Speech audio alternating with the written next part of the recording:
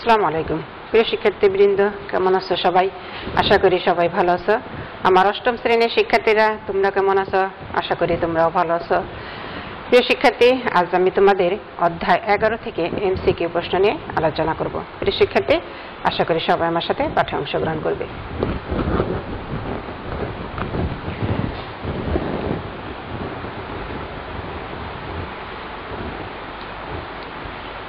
অধ্যায় 11 পাঠ শিরোনাম হইল বাংলাদেশের ক্ষুদ্র নৃগোষ্ঠী। বাংলাদেশের ক্ষুদ্র নৃগোষ্ঠী নিয়ে অধ্যায় 11। এই অধ্যায় থেকে আমি কিছু ছোট প্রশ্ন আগেও আলোচনা করেছিলাম। আজ আরো কিছু প্রশ্ন নিয়ে আজ আমি আলোচনা করব। প্রিয় শিক্ষার্থী, 1 নম্বর যে প্রশ্নটা আছে,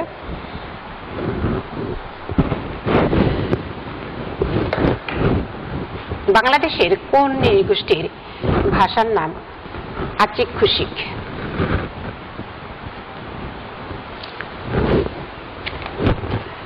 ক নাম্বার আছে রাখাইন, খ নাম্বার আছে গারো, গ নাম্বার আছে সাঁওতাল, ঘ নাম্বার আছে চাকমা। প্রিয় শিক্ষার্থী, তোমরা উত্তর করো তো যে উত্তর কোনটা হবে। প্রিয় শিক্ষার্থী, ঠিক বলেছ, উত্তরটা হবে খ, গারো। এই খ নাম্বার উত্তর। গারোদের ভাষার নাম হলো আচিক খুশিক। প্রিয় শিক্ষার্থী, গারোদের ভাষার নাম আচিক খুশিক। 2 নম্বর যে প্রশ্নটা আছে, বাংলাদেশের একটি নৃগোষ্ঠী শাড়ি এবং শাল রপ্তানি করে। এই নৃগোষ্ঠীর নাম কি? রাখাইন, গারো, মণিপুরী, চাকমা। প্রিয় শিক্ষার্থী, বাংলাদেশের যেসব ক্ষুদ্র নৃগোষ্ঠীরা বসবাস করে, আমরা জানি যে প্রত্যেকটা নৃগোষ্ঠী তারা নিজেদের তাতে নিজেরা কাপড় তৈরি করে এবং সেই কাপড় নিজেরা পরিধান করে এবং তাদের কাপড় উদ্ভিদ কাপড় তারা বাজারে বিক্রিও করে থাকে। সেই হিসাবে বাংলাদেশের একটি ক্ষুদ্র নৃগোষ্ঠী তাদের তৈরি শাড়ি এবং শাল, গায়ের যে চাদর সেটাকে শালও বলা হয়, সেই শাল রপ্তানি করে। এই নৃগোষ্ঠীর নাম কি? প্রিয় শিক্ষার্থী, উত্তরটা হবে গ নাম্বার, মণিপুরী। মণিপুরী জনগোষ্ঠীরা তাদের শাড়ি এবং শাল রপ্তানি করে থাকে। 3 নম্বর যে প্রশ্নটা আছে, রাখাইনরা কোথা থেকে বাংলাদেশে এসেছে? ইয়াঙ্গুন, সিকিম, আরাকান, সেকেন্দার। প্রিয় শিক্ষার্থী, আমরা জানি রাখাইনরা আরাকান থেকে বাংলাদেশে এসেছে। উত্তরটা হবে গ নাম্বার, আরাকান। 4 নম্বর যে প্রশ্নটা আছে, কোন ক্ষুদ্র নৃগোষ্ঠীর ধর্মীয় বিশ্বাসে ভিন্নতা আছে? কোন ক্ষুদ্র নৃগোষ্ঠীর ধর্মীয় বিশ্বাসে ভিন্নতা আছে? রাখাইন, গারো, সাঁওতাল, চাকমা। প্রিয় শিক্ষার্থী, এটার উত্তর গ নাম্বার, সাঁওতাল। সাঁওতাল নৃগোষ্ঠীরা তাদের ধর্মীয় বিশ্বাসে ভিন্নতা আছে, অর্থাৎ এরা হইল 2টা ধর্মের অনুসারী, এই কারণে এদের ধর্মীয় বিশ্বাসের মধ্যে ভিন্নতা রয়েছে। 5 নম্বর যে প্রশ্নটা আছে, কোনটি সাঁওতালদের সাংস্কৃতিক উৎসব? বিজু, চরোৎসব, ওয়ানগালা, সোহরাই। প্রিয় শিক্ষার্থী, হলো সাঁওতালদের সাংস্কৃতিক উৎসব হলো সোহরাই। সোহরাই হলো সাঁওতালদের সাংস্কৃতিক উৎসব। মারমারা সাংগ্রাই উৎসব করে বর্ষ বিদায় দিতে, বর্ষবরণ উপলক্ষে দেবদেবীর পুজোতে। প্রিয় শিক্ষার্থী, এটা হলো বহুপদী প্রশ্ন, একাধিক উত্তর হবে। প্রিয় শিক্ষার্থী, আশা করি তোমরা উত্তরটা জানো। উত্তরটা হলো বর্ষ বিদায় দিতে আর বর্ষ বরণ করতে, অর্থাৎ পুরাতন বছরকে বিদায় দিতে তারা সাংগ্রাই উৎসব করে। আবার সাথে সাথে বছর শেষে যেমন নতুন বছরের আগমন ঘটে, সেই নতুন বর্ষকে বরণ করতেও এই মারমারা সাংগ্রাই উৎসব পালন করে। এই জন্য উত্তরটা হবে 1 এবং 2। ক নাম্বার উত্তর হবে 1 এবং 2।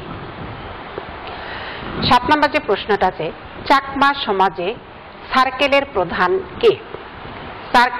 চাকমা সমাজে সার্কেলের প্রধান কে? রাজা, কারবারি, হেডম্যান, পঞ্চায়েত।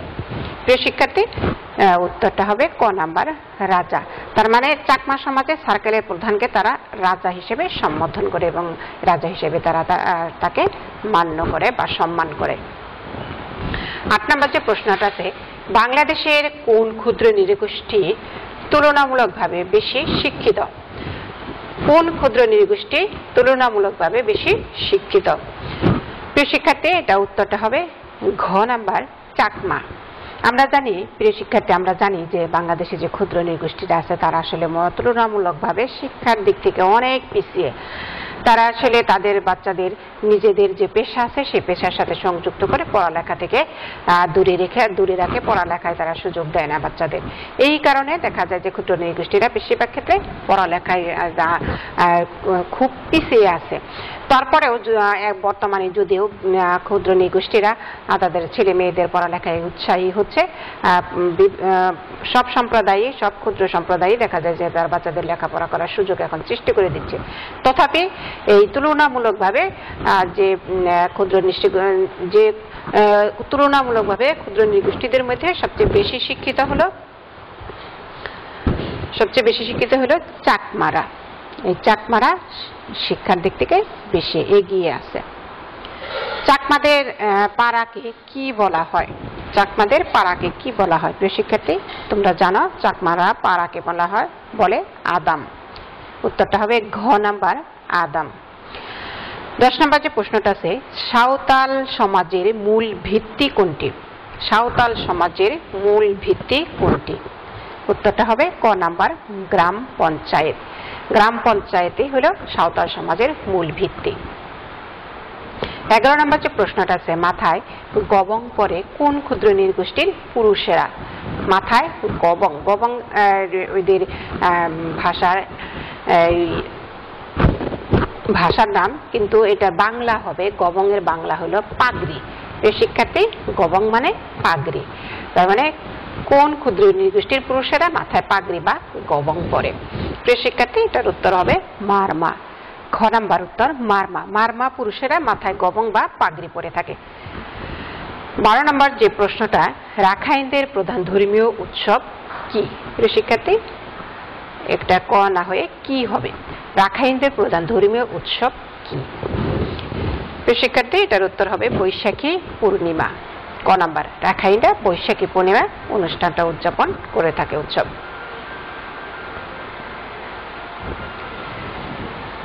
13 নম্বর যে প্রশ্নটা আছে, প্রিয় শিক্ষার্থী, চাকমা মেয়েদের পরনের কাপড়ের নাম কি?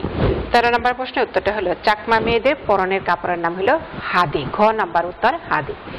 প্রিয় শিক্ষার্থী, 14 নম্বর যে প্রশ্নটা আছে, সাংগ্রাই কাদের উৎসব? সাংগ্রাই উৎসবটা কোন ক্ষুদ্র নৃগোষ্ঠীরা পালন করে থাকে? প্রিয় শিক্ষার্থী, এটার উত্তরটা হবে মারমা, রাখাইন, সাঁওতাল, মণিপুরী। প্রিয় শিক্ষার্থী, এটার উত্তরটা হবে ক নাম্বার, মারমা। মারমা জনগোষ্ঠীরা সাংগ্রাই উৎসবটা উদযাপন করে থাকে। প্রিয় শিক্ষার্থী, 15 নম্বর যে প্রশ্নটা আছে, রাখাইনরা কোন জনগোষ্ঠীর লোক? তুর্কি, পশতু, মঙ্গোলীয় এবং ককেশীয়। প্রিয় শিক্ষার্থী, এটার উত্তরটা হবে 15 নম্বর, মঙ্গোলীয়। রাখাইনরা মঙ্গোলীয় জনগোষ্ঠীর লোক। 16 নম্বর যে প্রশ্নটা আছে, প্রিয় শিক্ষার্থী, পিতৃতান্ত্রিক পরিবার রয়েছে যে সকল ক্ষুদ্র জাতিসত্তার মধ্যে, অর্থাৎ আমাদের দেশে যেসব ক্ষুদ্র নৃগোষ্ঠী আছে তাদের মধ্যে কোনো গোষ্ঠী হইল মাতৃতান্ত্রিক, আবার কেউ কেউ পিতৃতান্ত্রিক। তবে এখানে যেহেতু এটা বহুপদী প্রশ্ন, এটা একাধিক উত্তর হবে। এই পিতৃতান্ত্রিক পরিবার রয়েছে গারো, চাকমা, সাঁওতাল। প্রিয় শিক্ষার্থী, আমরা জানি যে গারোরা হইল মাতৃতান্ত্রিক, তাহলে এটা উত্তরে আসবে না, উত্তর আসবে চাকমা এবং সাঁওতাল, এরা হইল পিতৃতান্ত্রিক পরিবার। তাহলে উত্তরটা হবে, প্রিয় শিক্ষার্থী, 2 এবং 3। উত্তরটা হবে গ নাম্বার, 2 এবং 3। অভিন্ন তথ্যভিত্তিক একটা প্রশ্ন আছে, প্রিয় শিক্ষার্থী, এখানে উদ্দীপকটা পড়ে তারপরে পরের প্রশ্নগুলো উত্তর করতে হবে। এখানে যে উদ্দীপকটা আছে সেটা হলো, বাংলাদেশের উত্তর পূর্বাংশের কিছু ক্ষুদ্র নৃগোষ্ঠী রয়েছে যাদের নাক চ্যাপ্টা প্রকৃতির এবং অনেকের চুল খাড়া দেখা যায়। এখন এই উদ্দীপকের আলোকে প্রশ্নটা হলো, উদ্দীপকের নিচের কোন এলাকার নৃগোষ্ঠীর প্রতি ইঙ্গিত করা হয়েছে? রাঙ্গামাটির, খাগড়াছড়ি, বান্দরবান, ময়মনসিংহ। প্রিয় শিক্ষার্থী, এটা হবে উত্তরটা নাক চ্যাপ্টা চুল খাড়া, এরা গারো, এরা উত্তর হবে, প্রিয় শিক্ষার্থী, ঘ নাম্বার, ময়মনসিংহ। এরা ময়মনসিংহ অঞ্চলে বসবাস করে। প্রিয় শিক্ষার্থী, 18 নম্বর যে প্রশ্নটা আছে, উদ্দীপকে ইঙ্গিতকৃত নৃগোষ্ঠীর নাক, চুল ইত্যাদি বিশ্লেষণে বলা যায় এরা ককেশীয় জাতি, মঙ্গোলয়েড জাতি, নিগ্রোয়েড জাতি, ইউরোপয়েড জাতি। প্রিয় শিক্ষার্থী, এটার উত্তরটা হলো মঙ্গোলয়েড জাতি। প্রিয় শিক্ষার্থী, খ নাম্বার উত্তর, মঙ্গোলয়েড জাতি। 19 নম্বর যে প্রশ্নটা আছে, প্রিয় শিক্ষার্থী, মাহারি শব্দটি কোনটিকে নির্দেশ করে? প্রিয় শিক্ষার্থী, তোমরা সবাই এটা জানো, মাহারি মানে মাতৃগোত্র।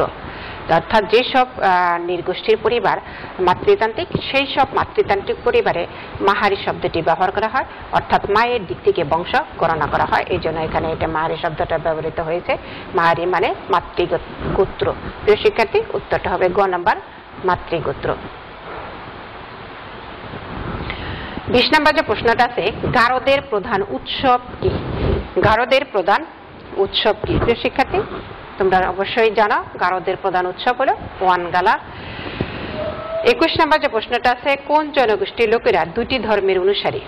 রাখাইন, সাঁওতাল, মারমা, চাকমা। প্রিয় শিক্ষার্থী, এটার উত্তর হবে সাঁওতাল। আরো নৃগোষ্ঠী আছে যারা একাধিক দুটি ধর্মের অনুসারী, তার মধ্যে সাঁওতালরাও দুটি ধর্মের অনুসারী। চাকমা নৃগোষ্ঠীর প্রিয় খাদ্য কোনটি? প্রিয় শিক্ষার্থী, 5 নম্বর প্রশ্নটা হলো বাঁশকোরল। চাকমা নৃগোষ্ঠীর প্রিয় খাদ্য, অর্থাৎ কচি বাঁশ দিয়ে তারা এক ধরনের খাবার তৈরি করে। এটা চাকমাদের অত্যন্ত প্রিয় একটি খাবার। এই খাবারটার নাম হলো বাঁশকোরল। প্রিয় শিক্ষার্থী, সর্বশেষ যে প্রশ্নটা আছে, সর্বশেষ প্রশ্নটা হলো চাকমা মহিলাদের তৈরিকৃত কাপড়ের নাম কি? অর্থাৎ আমরা জানি নৃগোষ্ঠীরা তাদের নিজেদের তাঁতে কাপড় তৈরি করে এবং সেগুলো তারা পরিধান করে। এখন চাকমারা যে মহিলাদের যে জন্য যে কাপড়টা তৈরি করে সেই কাপড়টার নাম কি? প্রিয় শিক্ষার্থী, সর্বশেষ প্রশ্নটার উত্তর হলো ক নাম্বার, ফুলগাদি। অর্থাৎ চাকমা মহিলারা তাদের জন্য যে কাপড় তৈরি করে সেটার নাম হলো ফুলগাদি। প্রিয় শিক্ষার্থী, আমি যে প্রশ্নগুলো আলোচনা করলাম প্রশ্নগুলো বারে পড়বে এবং উত্তরগুলো মনে রাখার চেষ্টা করবে, যা পরবর্তীতে তোমাদের পরীক্ষায় কাজে লাগবে। প্রিয় শিক্ষার্থী, আজকের মতো আমি এখানে শেষ করব। পরবর্তীতে আবার একটা নতুন ক্লাস নিয়ে তোমাদের সামনে উপস্থিত হবে। সে পর্যন্ত সবাই ভালো থাকো। আল্লাহ।